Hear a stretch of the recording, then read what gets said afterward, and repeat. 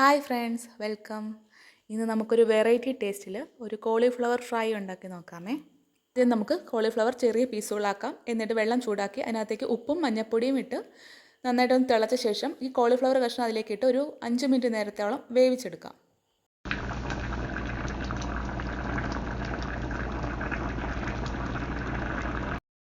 Cauliflower വേവുന്ന സമയം കൊണ്ട് നമ്മളൊരു 5 പച്ചമുളക്, ഒരു പിടി കറിവേപ്പില, ഒരു 3-4 അല്ലി വെളുത്തുള്ളിയും കൂടെ എടുത്ത് അല്പം വെള്ളം ചേർത്ത് പേസ്റ്റ് പരുവത്തിൽ അരച്ചെടുക്കാം.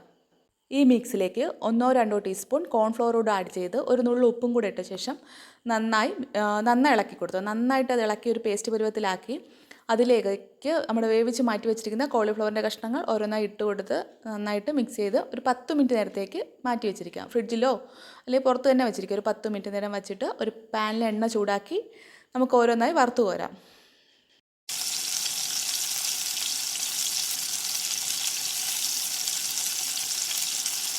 ഇതുപോലെ നമുക്ക് ബാക്കി എല്ലാ പീസുകളും കുറേശ്ശെയായിട്ട് വറുത്ത് കോരിയെടുക്കാം.